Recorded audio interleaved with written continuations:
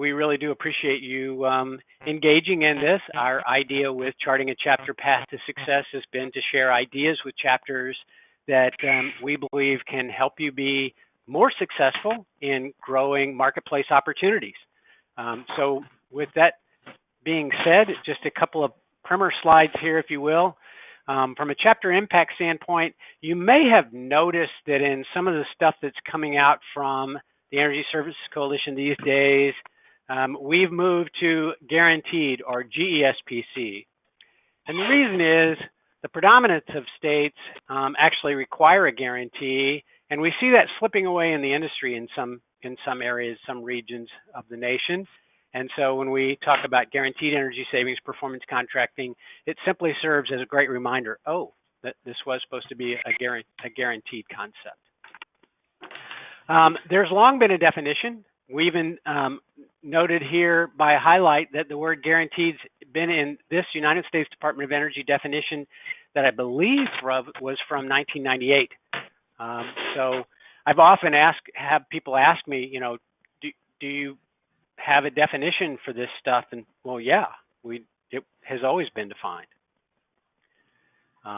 We also look at it in a very different way, and I think just being pragmatic, you know, the real key here is repurposing utility dollars to fix stuff. That's what we hear clients, end users needing all the time. You know, this is one of the things that the last line there that you see on the slide, you're going to spend this money anyway, why not use it to reinvest in your facilities, kind of makes it easier to think about. The final thing that I would add about a definition is, in today's world, one of the things that repurposing of utility dollars has come to mean that's really important to public sector folks is that there are no new appropriations required. And where there are struggling budgets, that's a big deal. So you'll hear us talk more about that as time goes on as well. So you know who we are, right? Because you're a part of it. There is only one Energy Services Coalition. I always find it important to say that chapters as we see them are committees of the whole by the bylaws, and it is a 501c3. I still personally even hear people say, I'm not sure if as a public steward, I can talk to you about the promotion of this concept. And it's important to recognize that as part of the homepage on the ESC website, you can get to bylaws that identify that we are in fact collectively a 501c3. We are a separate entity.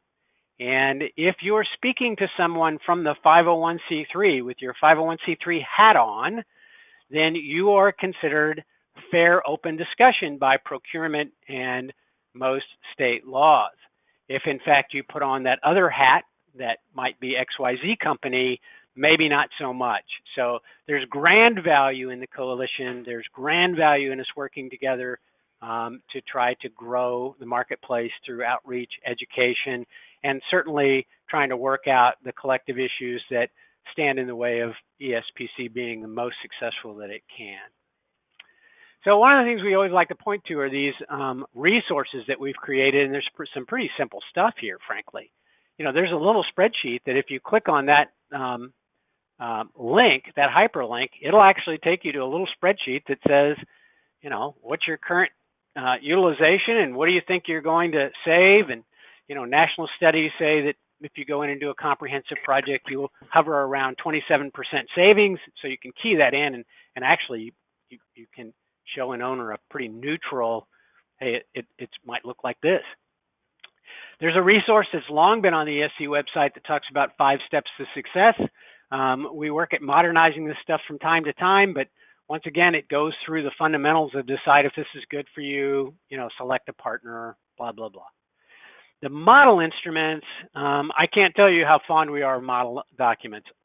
For those of you that don't know, I spent about 14 years as leadership of a regional ESCO that somebody else eventually wanted to own more than we did, which was a good thing at the time. And I know we had a set of contract instruments in-house.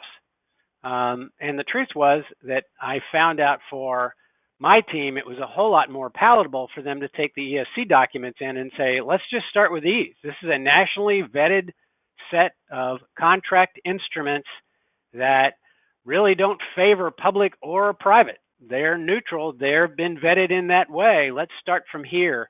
And all those documents are out there. So if you're working with a client that's struggling, there's the RFPs, an IGA agreement, a GSPC contract, and all the variety of schedules. We also have this how to plan for a workshop. We found that state workshops are profitable, for one, typically, and number two, they do a really good job of opening people's eyes to the fact that this works. A new resource for you that can be found is the job calculator. I think we should probably rename it job tracker, and created an Excel spreadsheet that allows there to be the topical input, so that from an ESCO perspective, you're going to have things like accounting, energy engineering, general administration, those sorts of management titles. And then from a construction standpoint, the tabs exist here for all the subcontractors to be listed. And in many states, of course, the folks are requiring certified payrolls from the subcontractors to justify cost. So they're teeing up the hours already. And there's been a national trend of picking up this concept of suggesting that this spreadsheet get distributed and allow the individual subcontractors to fill out their hours, allow you and your organization to put in hours from a total standpoint, and then you have every bit of full justification to go to the governor, policymakers in the state, anybody that's interested in economic development, and say, this project has already created X many jobs. I mean, once you know the hours, it's not very hard to go divide by a year's worth of hours and say this represents a job year.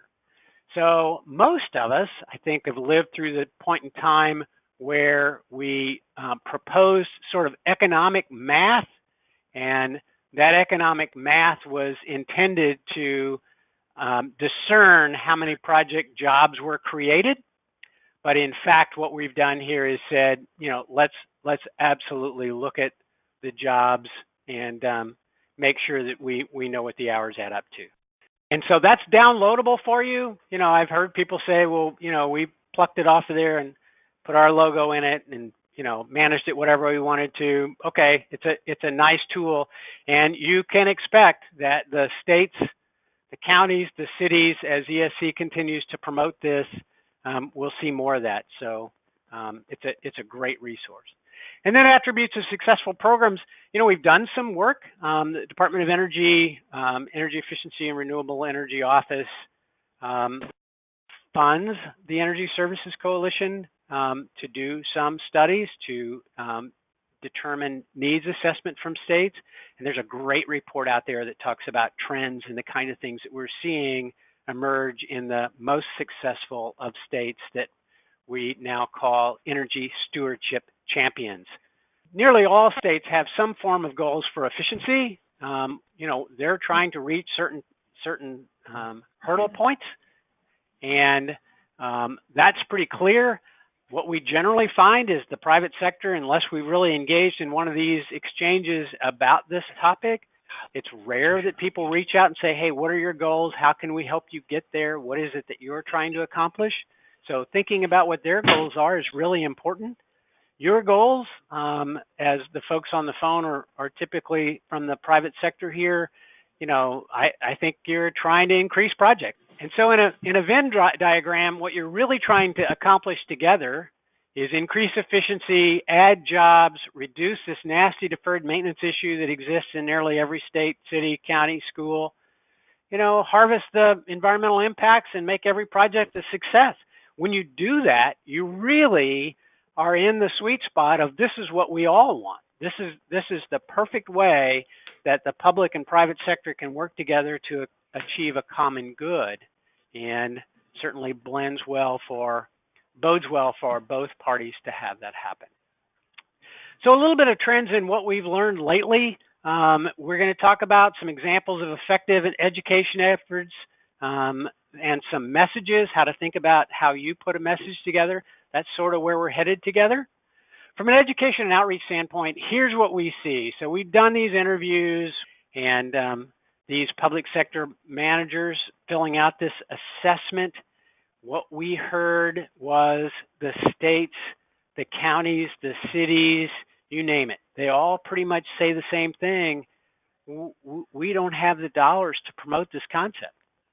We don't have the resources in place. We can't mail out flyers. We can't take the time to create these messages about making this work, even if we want to.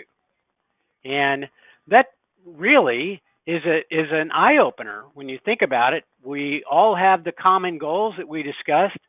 Everybody then sees the benefit of advancing the work that can be accomplished and the benefits from GESPC. How do we deal with the education and outreach then? How do we get the marketing out there? And that sounds like us from a chapter standpoint. So what goes in these messages? Well, that's an interesting question. We've asked chapters, so what are you promoting? And what they tell us over time is, well, we tell people, gee, you ought to do a performance contract. And I look at that from my life history and I say, really? I'm not sure that promoting the vehicle really gets you to the solution. I'm not sure that you need to rethink the message. This is a way to get stuff done. That may be a more effective way, and that we have a legally empowered vehicle is just an advantage of how to get there.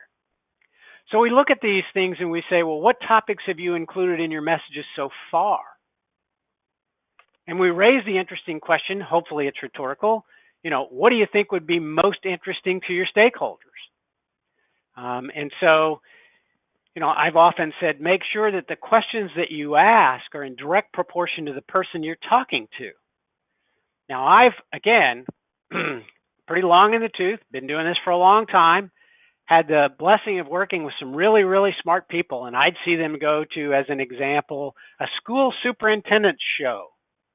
And they'd walk in and they'd tell the school superintendents about how this can solve your chiller problem. And if you've got steam traps that aren't working right, I'm your guy. And when those lights flicker, you got to have a maintenance guy out there running around with an inventory to replace. I've seen those messages, and I always to myself say, wow, that's a great message for a plant supervisor or a maintenance staff. But when you think about superintendents, think about how your message, how your topical message aligns with their interest. And maybe that study's based on improved working and learning environments. Maybe that's if we avoid the distractions of hot, cold, poor light, overlit, whatever the situation is, that it makes it easier to teach. I personally have been involved in school systems that needed air conditioning. They just didn't have it. I've been told before by a superintendent, we're going to lose all our teachers. They're going to go to another district because it's more comfortable. Think about the topics of your messages to the audience that they fit. So from an education standpoint, we always like to tee up these topics that says, okay, well, no matter who you're talking to, you probably have this fundamentals list. How does it work? Is it legal? We've been doing this for about 30 years now. People still want to know if it's legal. Well, if you're going to message this, always message your enabling legislation. Who's done it? Who's approved it? Who needs to be involved in it? All these things on this list. Is financing debt? You raising the hard questions for people to think about really put you in the best position later to be able to provide some sort of solution.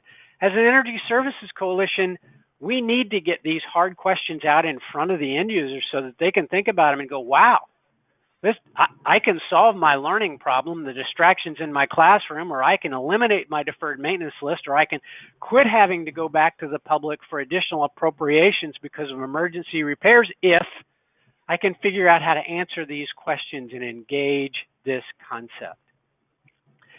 Engaging in the state program. Maybe the chapter takes on the role of trying to figure out what flowcharts, what guides, what could be helpful as a group that helps everybody make this easier.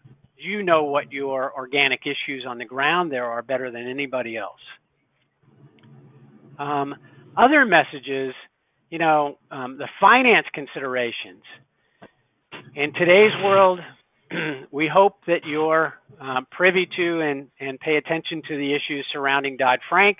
That made ESPC, it made it more challenging for the ESCO community to tee up models and say, let's just go find you a financier for the project. But bringing all that to the table for someone else to understand builds trust and confidence that can help these projects grow. We have long promoted the concept now of price transparency as a phrase to be used as opposed to open book. And I'm here to tell you why. When you talk about open book construction in typical construction circles, not only can the cost change, but the final price can move around. And so here you'd have to say, well, it's open book with a not to exceed number, or we've long held, let's don't call it open book so that people get confused about how it lines up with traditional construction.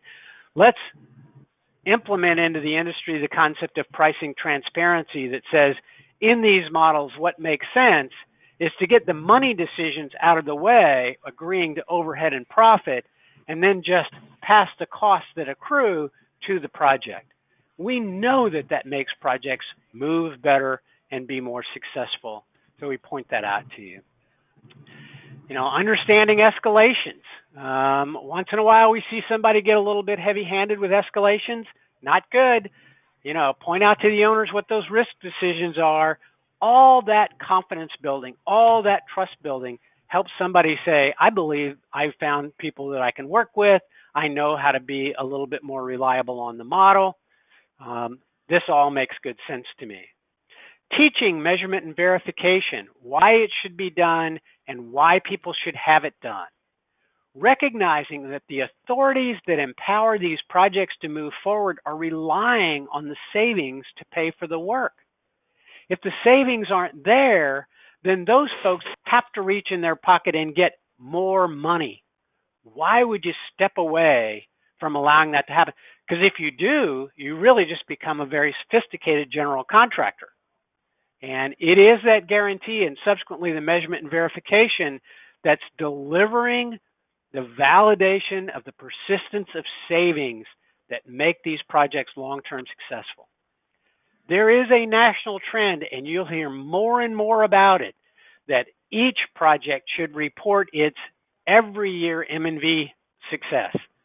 So that my project is 103% or 175% or 107% of what was projected, or it was short and I got a check cut. That's integrity in the industry. Measurement and verification, very important. And then making it clear to the owner who's in charge of project decisions. I still hear end users that contact us and say, well, I do that, but it seems to me that the ESCO picks all the brands, makes all the decisions, and I'm just stuck with them. Our loud voice would say, don't educate people that way. Educate them that it's their decision making that's engaged. You're just a vehicle to get it done. So if they like brand X over brand Y, and it doesn't really throw the project sideways, they're going to inherit these projects back. They're their facilities. And when we take too much of pompous ownership of it's my project, I'm going to build it and give it back to you, then we introduce a whole separate piece of risk for the end users. So I think it makes important sense to educate in that message who's in charge of these project decisions so that they don't feel like it's going to be taken away from them. Different ways to deliver messages. So when we think about that, one of the things that we want you to know if you don't is that there is an ESC piece of literature that you could customize for a state. I'm going to back up here and say, the different ways to deliver messages, probably the best of which is taking a podium, right? It's the how do we get to groups and do presentations? And I think there's a slide later, but just to point to it right now, one of the things that we see chapters challenged with is, okay, so if we had a set of PowerPoint slides and, we can give you one, sounds like you got one from what I just heard. Where do I go? Well, we all have those lists in our head, and sometimes we don't share them openly. So from the ESC chair, we'd say all the school shows. So there's school board shows, school superintendent shows, there's plant manager shows, there's health and hospital shows, there's groups of cities, there's groups of counties, all these different types of organizations. There are the financial folks at the university level, probably better than any place else I know, where there's full-on organizations and local chapters that discuss financial methodologies. And, frankly, along with being a non-traditional means of procurement, certainly finance is part of what guaranteed energy savings performance contracting does. So that's some ways. Again, we may touch on some more as time allows. What do you talk about this business case? Why do this was part of the topic. And I'm going to leave that on the table. It sounds like you've had an exchange over a set of slides. We'd be glad to look at them and see if we can help build or support what you're thinking already.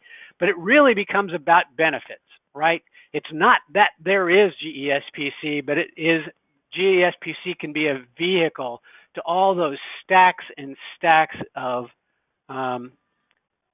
benefits that we've listed over time. We know stuff that we've tried to share over time that folks really don't even recognize. I mean, we know that if there's a limit to commercial growth in an area based on bad air, that you can use guaranteed energy savings performance contracting as a solution to remedy that constraint. Anyway, lots and lots of benefits. The biggest of which I think we might agree that in a small rural area, it's just, I just need to fix my stuff, and I don't have the money to do it, and this looks like a way to go about it. One thing here on the bottom of this slide that I want to draw your attention to is cost of delay. So I got to believe if you're like the rest of us, you've talked to some people that have said, well, I'm thinking about doing that, or I was thinking about doing that, but you know what? I think I'm just going to wait. The city will come get me some more money, or the state's going to finally fix this, or if it gets any worse, it'll be an emergency repair. I'll just wait. And this link actually takes you to something that's called a opportunity calculator that if you put a few pieces of math in it, it delivers the cost of delay. And it generally would illustrate that after a year and a half or so, if you haven't had the money by then, it's costing you more to wait by the inefficiencies than it is to have invested in the model and moved forward. So another tool for financial thinkers that we want you to know is out there. Impact reports and how that tells a story. Wow. For a lot of competitive reasons, we've watched the industry sort of pull away from case studies. But be a consumer. I mean, if I want to go do something that I haven't done already, I want to know who's done it. Maybe as a chapter, you should consolidate a list and talk about the projects that have been executed in the state. There have been a lot of them in Tennessee, frankly, and we've helped you summarize those in the past more than once. When you extrapolate the savings achieved and the jobs created, there's a marvelous message there that should be wrapped up in what Tennessee's already accomplished, and there's so much more that can be done. Some of the state examples and how they do this, they just list the project, the investment or the project size, they calculate job years created, and then there's a little bit of sort of the engineering piece here. But we collect these lists from states all around. If you don't have those at your ready disposal to talk to somebody in Tennessee and they're questioning who's done this, what should ring loudly in your head is, maybe part of our message should be to come together, produce a list and say, here's the one we want on our slides to show people how many times this has been done and how well it's been done. Message tailoring. We've come to find out that this is incredibly important. Sometimes we get in the rut of saying the same message. But think about this. For your politicians, should you find your way into a legislative opportunity to present or invite policymakers to a presentation, lunch presentation, sometimes what you can gather them at, it should be improvements without additional taxes. Gosh, that just rings so loudly. Again, I always tell people, think about yourself. If somebody come in and said, I can replace your air conditioning unit for less than you're paying in the way you're paying. I'd have a bunch of questions. I'd probably be a skeptic, but at the end of the day, if I don't have any money, I'm going to look at that as an option for sure and say, well, how do I make sure that I've mitigated the risk that I can mitigate and make this work for me? Reducing deferred maintenance. Wow, big deal. The states and the cities, they have large lists. It's a great question. Have you summed up the total of deferred maintenance that you have? What's your plan to solve that? Because if people wait for money to fall out of the sky, I'm just not sure that's going to happen. So then there are always the environmental thinkers. Now, unless I'm being remiss and jump over this, if you go to a policy thinker, you may find somebody that wants to talk about environmental issues, but you may find somebody that says, I don't want to think about that at all. I'm a pragmatic thinker. That's just an offhanded benefit. So it's about matching, if you will, your message to the group. So other ways, and this is a slide that I was mentioning, other ways to deliver a message. Well, a workshop, always a good idea. You gather people together, you sort of rally the energy in the room to give the kind of presentations that help people really think about solving the problems that they have. Case studies make sense. I encourage them. ESC still keeps a database. They're getting relatively old. We have worked hard to have people say that it makes good sense to see where other people have done this. We encourage you on a local basis to think about with your chapter allies, hey, if we want to grow the market, maybe we should share these in our list. Press releases. Now, I think that press releases have been abused in the past. For me, I've lived through a world that says, when we finally get through the IGA and we've negotiated a contract, then let's go celebrate that and break ground. And that's fun. It really is. There's a lot of hard work that goes in. But you know what? We missed the opportunity to say, this project has reached its first full year, and we're delivering the M&V report, and it illustrates that 109% of the savings have been achieved. Sure, they added some students, and they made some purchasing changes in some of their plug load, but we did the non-routine baseline adjustments, managed that, and still are delivering this press release that illustrates the savings have been achieved. That sort of message would be better for new users, opportunities than the one that says that we broke ground. So try to make sure that people think about the other opportunities to deliver press releases. Awards and ceremonies. You may want to start something in the state that says, biggest project, I don't know, most amount of energy avoided. We see states creating all sorts of different types of awards that people want to participate in. They want their project to win. Our friends in the state of Michigan at the ESC chapter have done probably the best job of this. They hand out annual awards. And last I heard, I believe the governor is actually delivering the awards. Huge pat on the back for people. Here's how things have been done. YouTube, make a video. This is how this works. Webinars. Sometimes you can't get people to come into a common space and have an exchange. This medium is available. Frankly, we can help you by establishing some of the administrative things that need to be done to establish a webinar if you need. Mailers from a chapter perspective, instead of being from a company perspective, you might find that that's very successful. Testimonials, blogs, vlogs, video blogs, if you will, and presenting at other people's events, which may be the head and shoulders above the rest easiest place to land. I encourage you to recognize that as a chapter, you have every right to work with Chad and others and deliver a message that's a public-private message under the ESC banner and logo that eliminates any criticism that you have of this being a sales pitch. And that's what education and outreach should be about as a chapter. What sorts of events? Here's a list of some of those events that I was mentioning. You folks are smart people. You can see all those. If you don't have a relationship with the League of Municipalities, League of Counties, not hard to get one. Not hard to lean on your friends, Chad and Alexa, to say, hey, let's go talk to them together, see if we can get on their podium. The university business officials is one that a lot of people don't think about.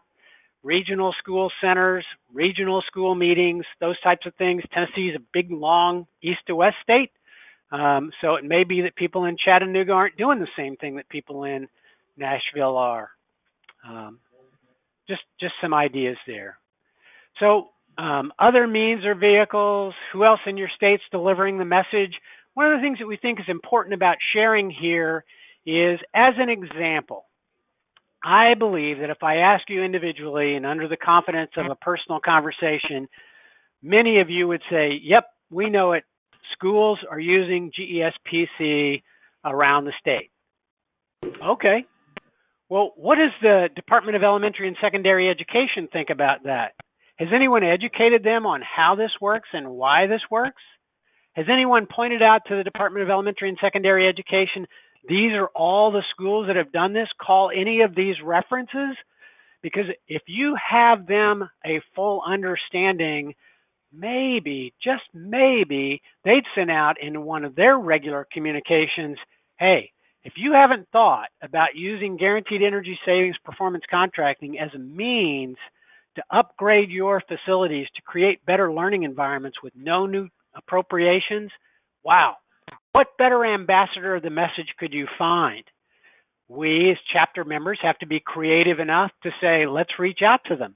Maybe that's an untapped resource. Same with universities, plant managers. I mean, finding the keys in those organizations that are in their organizations to deliver the message is a strong ambassador of knowledge. Make sure that you think about the message and that the message aligns with the group that you're reaching out to. It's one thing to have some fundamental primer information about what this is and how it works, but trying to customize it to the audience that's going to receive it is an incredibly powerful tool. These messages are the kind of messages we believe should be in every presentation, frankly, that when you get these hard issues out on the table, you find that people become more comfortable with the concept. When people think that the industry is hiding behind whose risk is whose, hiding behind M&V and how does this work, hiding behind pricing, it's a mystery. I don't know how we actually build up to that price. I guess I just have to decide I'm going to buy a pig in a poke or not. When those things are in people's minds, they are not going to move forward, likely. So think about how to share that information in the marketing and education perspective under the hat of ESC. Think about those key supporters departing. Now this is important, and you folks have seen this. You've seen several different state energy officials in the state of Tennessee. Yeah, back in the day when Dave Edmonds, what a huge champion of ESPC for the state, and he's come and gone. Other people have come and gone. You know, knowing that you have these educational efforts manned as a chapter helps eliminate the frailty that occurs should someone change positions in the state, and so the champion is no longer there. We think it's really, really important. Frankly, on the ESC website, we've worked hard to try to build a template for how you might deliver messages to new state administrations. Every 4 to 8 years, there's generally a new governor, new administrations. How do you support all the good work that's been done by the industry, by the concept of guaranteed energy savings performance contracting, if you don't have a strong message prepared to deliver? Important stuff. So here's some actions to think about. Okay, make sure you have a chapter message. Sounds like you're working on that. Good deal. Make sure you have a presentation that you're prepared to deliver, that's branded only by ESC, that you can take out and say, you know, 2 or 3 of us are going to go to deliver this message. We're going to hold one another accountable and deliver outreach and education so that no one can accuse it of being a message about company X or a message about company Y. I personally have sat in the back of the room and heard somebody smile and say, but of course, you know I'd be the best partner for you. Wow, that really works hard to deflate the educational and outreach unbiased message that you were delivering. So think about how powerful it would be if the opportunity were grown 4, 5, 6-fold, and then you could sort out who might be the appropriate provider. Develop these lists of presentation opportunities. Build a real calendar. Chart out who's going to go where. How do we reach out to these people? How do we ensure that we get on their... One of the things that we find out is sometimes when we challenge chapters and say, do this, they'll say, well, gosh, they want me to fill out something about what the message is going to be. Look, folks, if that's a challenge for you, reach out to us. We may have helped somebody else. We may be able to pass that from, state to state and say, well, here's a little script on how we try to get on podium. And we talk about unbiased messages, educating, the world of the opportunity. All these different concepts are the kind of actions that you can take away as a group and say, wow, we could take these on. We could decide that these are the things that we wanted to do. And when we've achieved them, we could look back and say, what's our impact together been? Make sense? Yes. Well, good, because that brings me to the thank you slide, and that we always want to leave enough time to open this up and say, if you have questions or concepts or issues that you would like for us to address with you, we want to make sure that we avail ourselves to that. That's why the open mic.